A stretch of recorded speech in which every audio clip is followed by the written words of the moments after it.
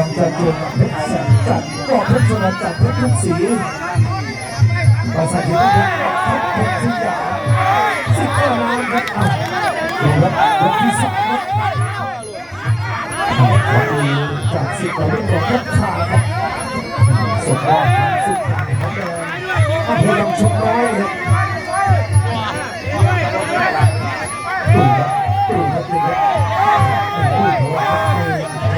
ไม่สนว่าอิทธิพลเลยครับทางด้านของเจ้าพี่ครับนี่ครับไม่กลัวเลยพี่ของมันเลย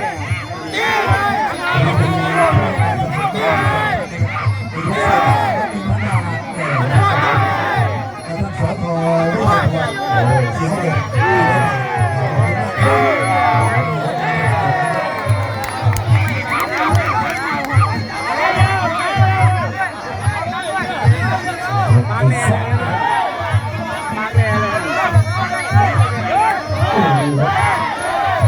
ทที่เขาเป็นประชิดจะไม่อยู่ครับดูว่าแพรสิงที่ต้องเตรียมเทคเลยในอีกตัวที่สองแล้วการสิงห์แบบนี้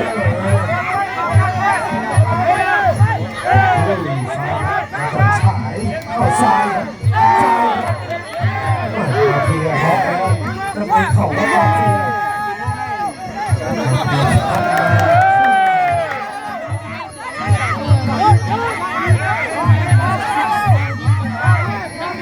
ที่เดินเดินนี่ครับสายเนียนคร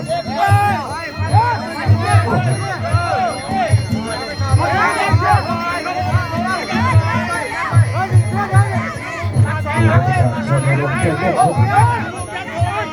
สับอย่างเดียวครับนี่ครับสับอีกแล้วครับสับอย่างเดียวครับเฮ้ยมาเฟียครับลูกเสียจังขนาดครับโอ้โหยกสามจบยกที่สามครับ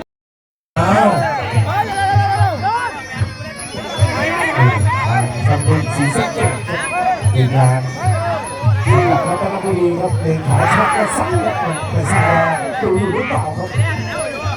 การไหว้พระธาตุมีไว้อีกด้วยนะเราการของน้องคิดถ้าถามว่าจะเจอกับทีมงานแท้ๆให้เราเก็บตัวงานด้วยแต่ว่าบนเวทียกสี่อาจารย์ฉายโอ้โหอาจารย์ฉายกับซ้าย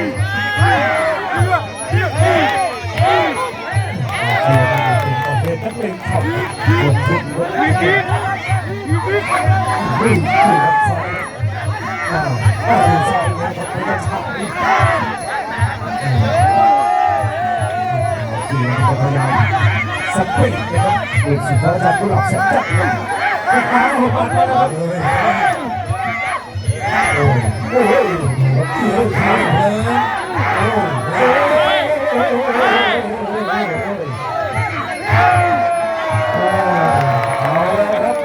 เสียงเชียร์จากของอีนะพวงมันพวงมันแล้ว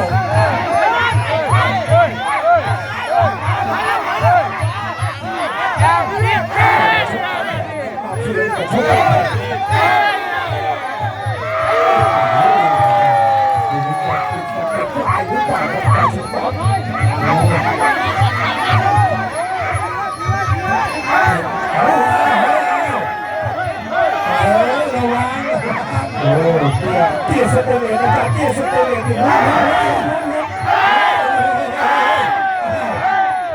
แต่ปากนั่นเดียวเลยแต่เขาเปิดไม่ได้เลยเจ้าของศึกครับมาเรื่องของข่าวธรรมชาติเลยดูอยู่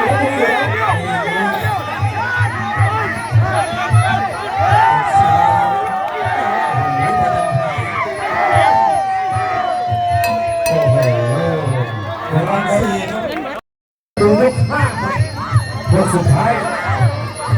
ดูเกมของพระเจ้าชายมุมแดงมือซ้ายตลอดน้ำเงินมาเฟียครับดูสิกระจังนาราครับน้ำเงินดูสิกระจังนารา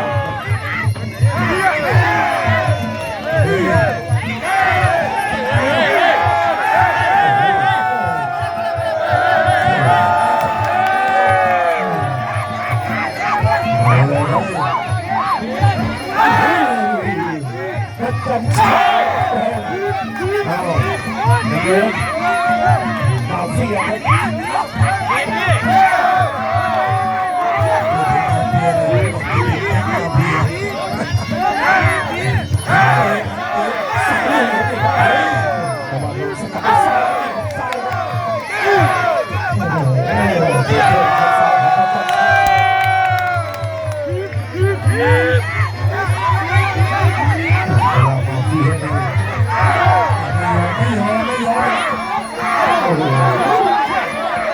สอง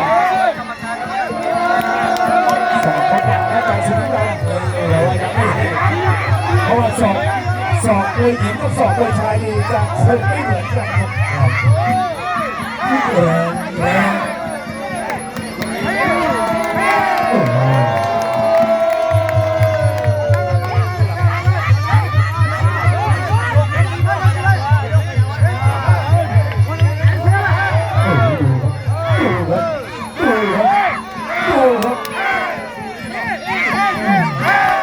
แรงรู้มาจากไหนเนี่ยบุกสิทธิ์การด้วยไม่มีท้อไม่มีท้อย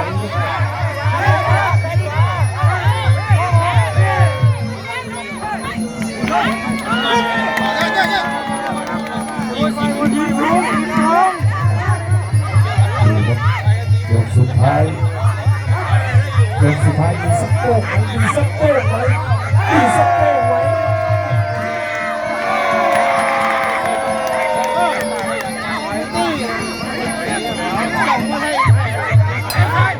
ยกสุดท้ายครับ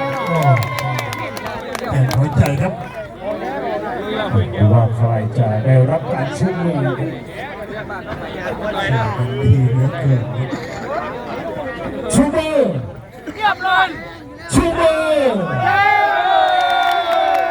ไปที่